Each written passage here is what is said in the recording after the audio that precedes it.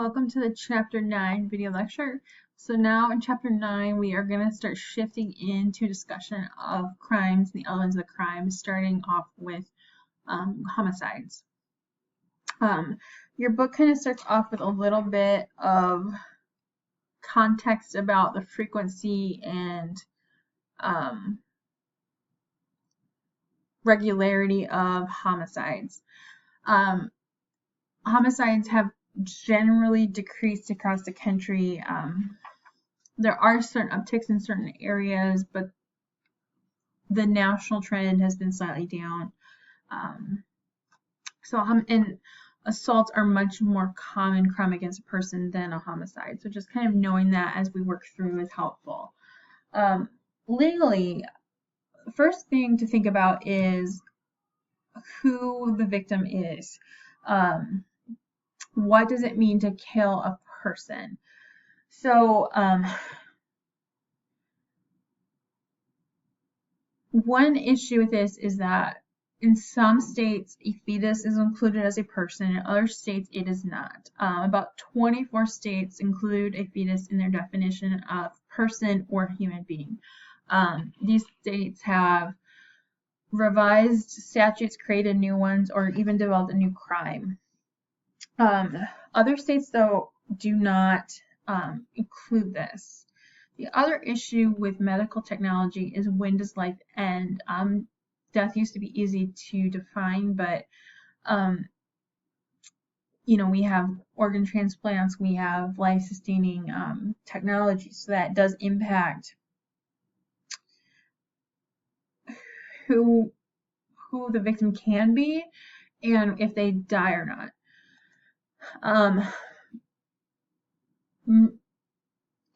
The law here has been developing for centuries. We have criminal homicides, we have non-criminal homicides, we have murder, manslaughter, justifiable, excusable, and we have malice or forethought crimes. So we have a lot of different types of crimes.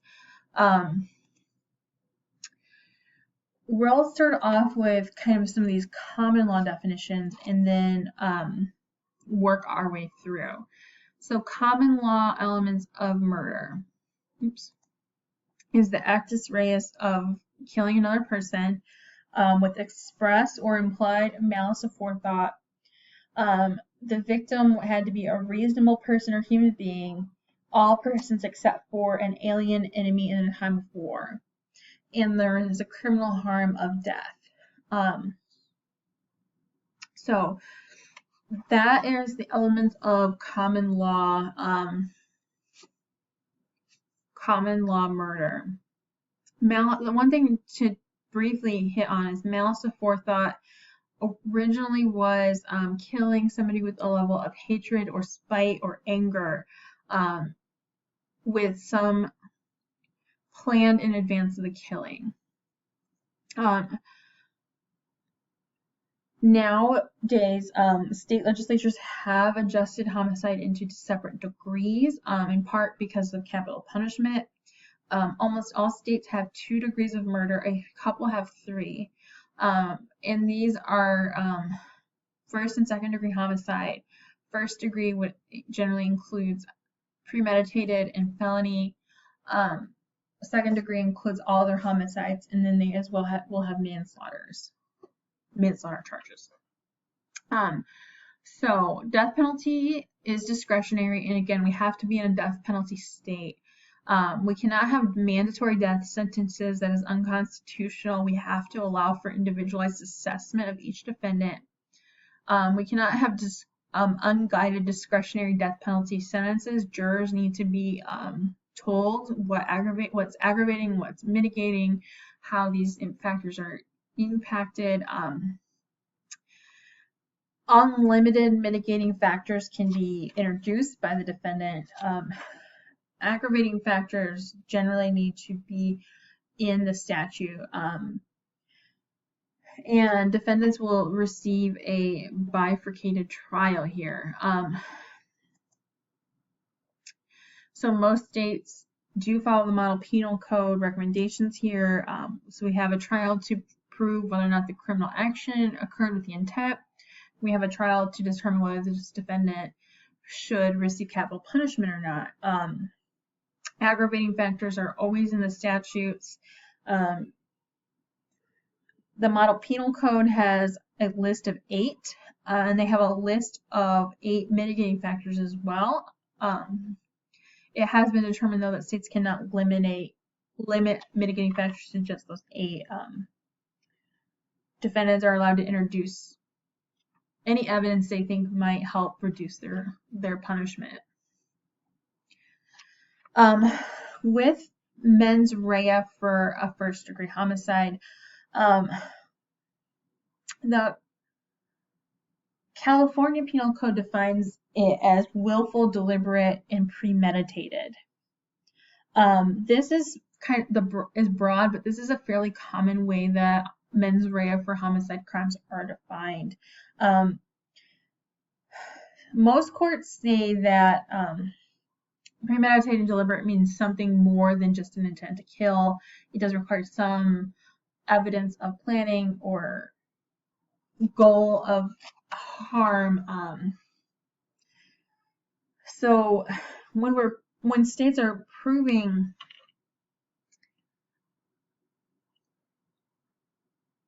this, when prosecutors are litigating, this can be a little bit challenging.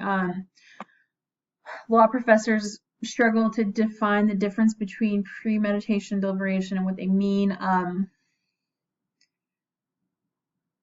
Premeditation is often explained as an individual says, "Shall I kill him?" and then comes to the conclusion, "Yes, I shall." The deliberation is more like, well, if I do this, what consequences may I face?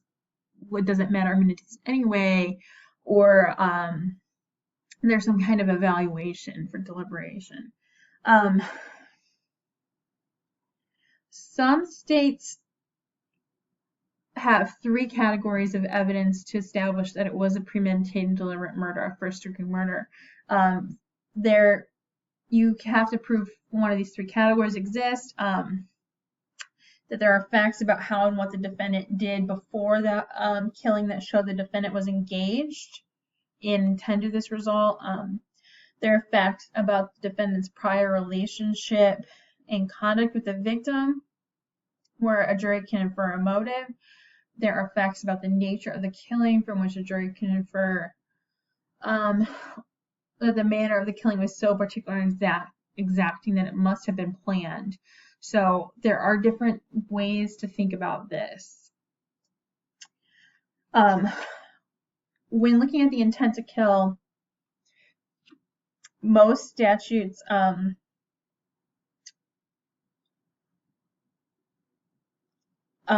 one way intent to kill is established is through the deadly weapon doctrine.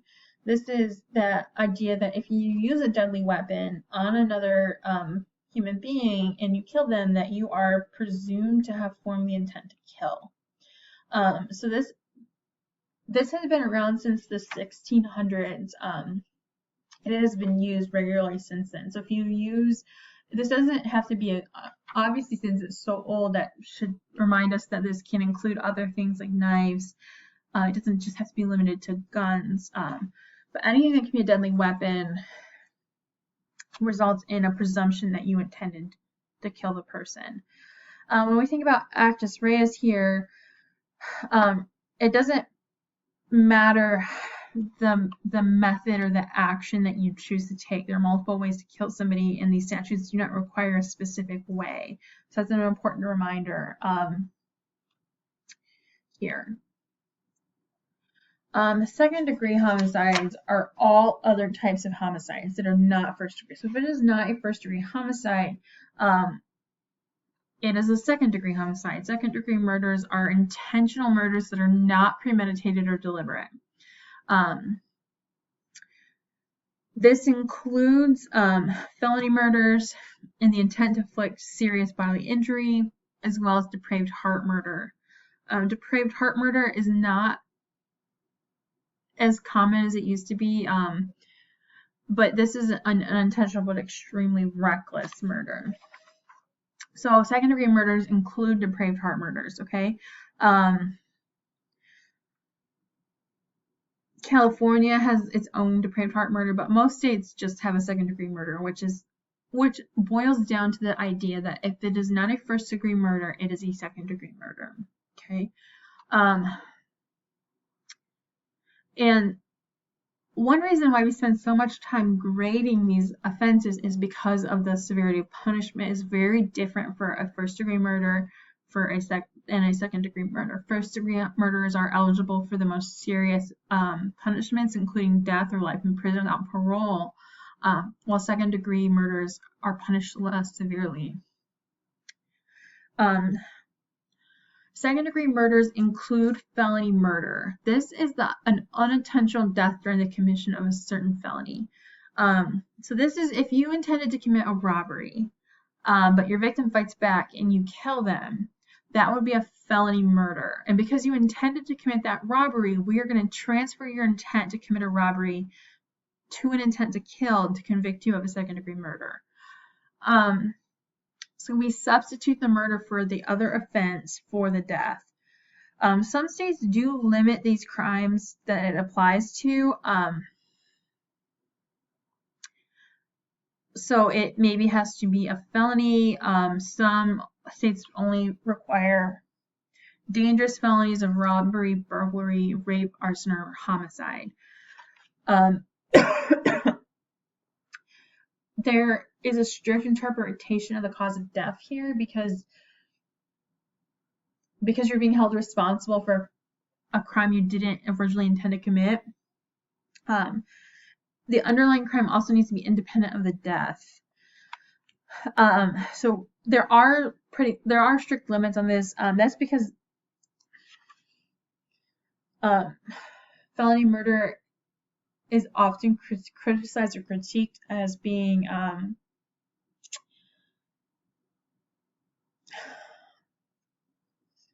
too harsh or not effective.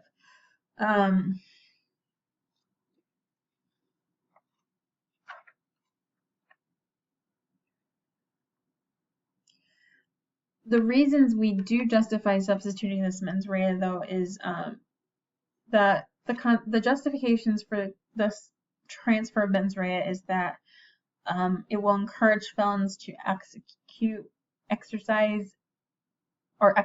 their felonies with caution. It prompts people from committing a crime at all in the first place, and you cannot hide between a claim of maybe negligence or an accident this way. Again, though, it is criticized by legal scholars primarily. So we'll just recap. Felony murder, a type of second-degree murder, unintentional death that occurs during some felonies, usually think like the core felonies against a person. And we have those justifications that this will hopefully reduce crime and people will be more careful when they do commit crimes if they know that they can have this increased liability. Your book does have a section on corporation murder. Corporations can commit murder. Them actually being prosecuted for that is extremely rare. All right.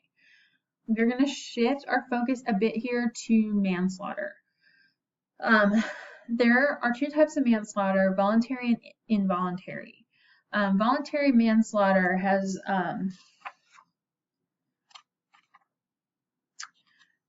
is a common law practice that is voluntarily killing another person. You are generally considered less culpable than someone who commits a homicide, though. Because you have experienced some form of adequate provocation. Now, the adequate provocation has to be recognized by law and be subjective and objective. What this means is that that you have to actually experience the provoking. Like you personally, internally need to be provoked, as well as a reasonable person in your circumstances would also be provoked. So we have this objective and subjective element here. We generally,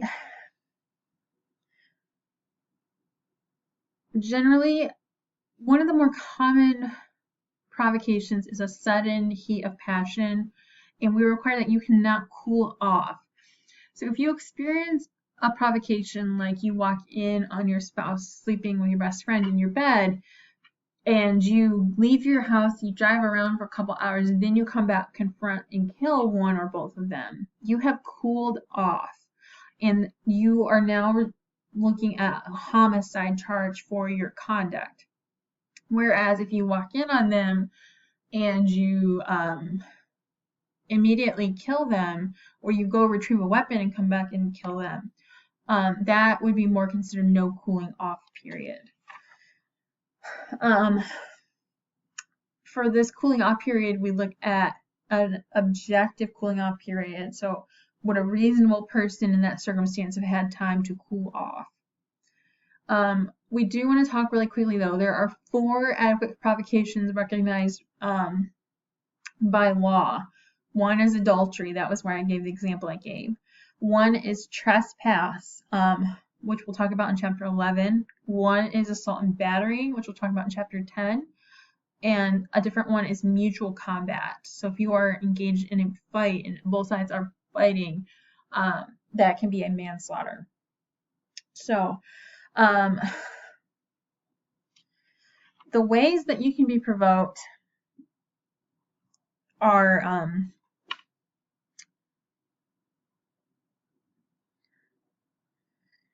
under the common law, words can never be enough to rise to the level of an adequate provocation. This is not as a bright line or as strong of a rule as it used to be. Some states would let certain circumstances of words be enough. Now, it's probably going to have to be fairly extreme, though. There is provocation by an intimate. This is the idea that if your husband caught his wife having an affair, that would be enough to provoke somebody. Modern statutes have been amended so that it goes both ways. Either party can be provoked by that. And then you can be provoked, at least in some states, provoked by a nonviolent homosexual advance. And there's an example of that in your there's just a first degree homicide versus manslaughter example in your book. It's on page 360, Commonwealth v. Schnapps. Case, the defendant was estranged from his wife. She started seeing somebody else. He argued with her over this. He wanted her back. She eventually told him that I'm going to take you to court. I'm going to get the house and the furniture, and you're going to have to leave, and you're going to get nothing. And he said that those words kind of just broke him, and he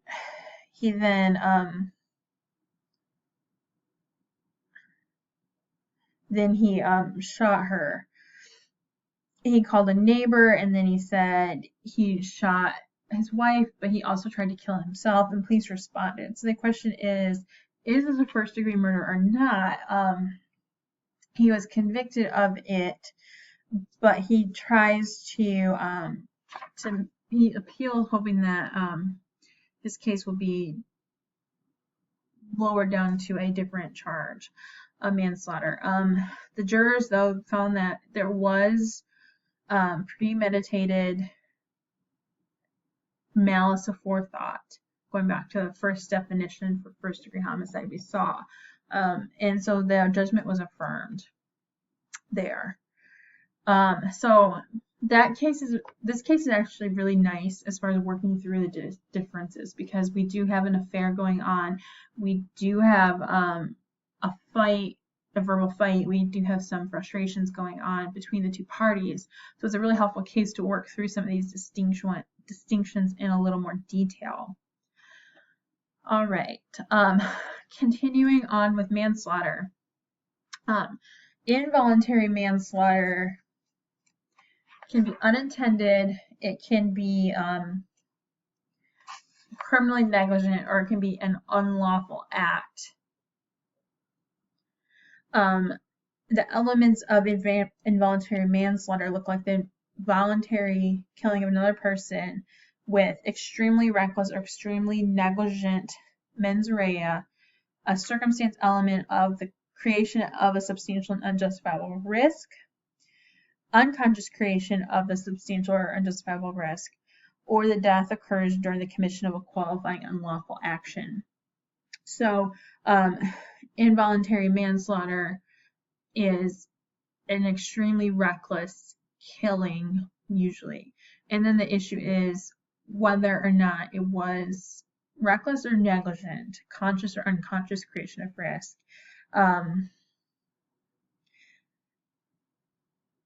A lot of states create a bunch of different categories for different types of involuntary manslaughter.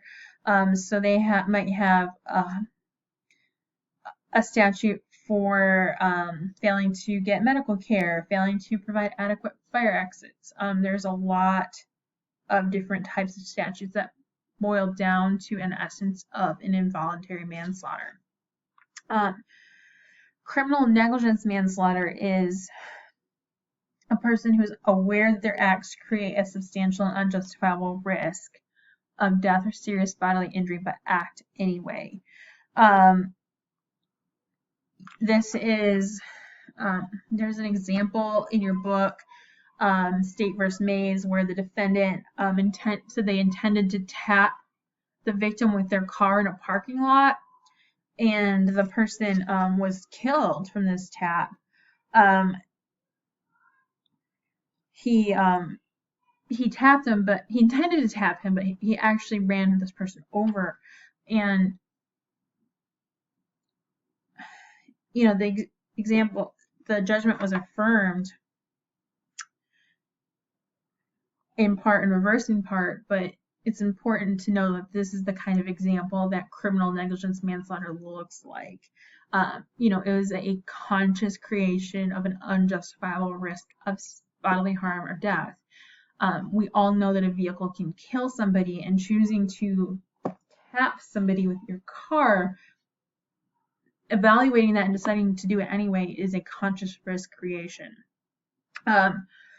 Unlawful act manslaughter, these are kind of like felony murders that occur during the commission of a non-homicide offense. These are less serious. They don't occur during a court felony. So they could occur, but they could also occur during a traffic violation, a trespass, a tort,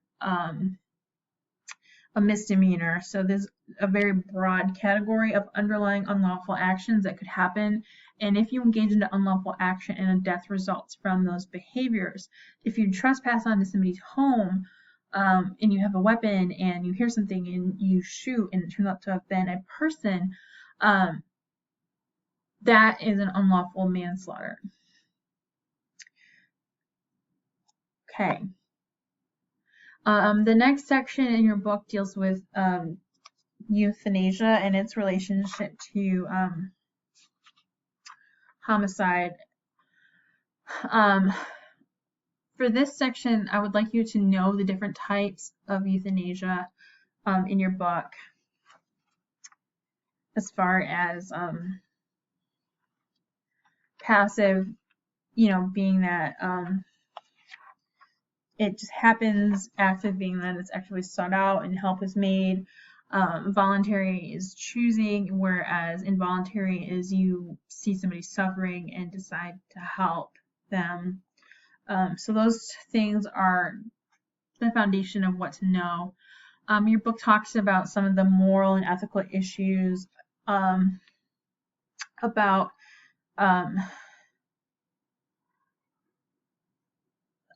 navigating this and its relationship to the law, and that is where this chapter ends.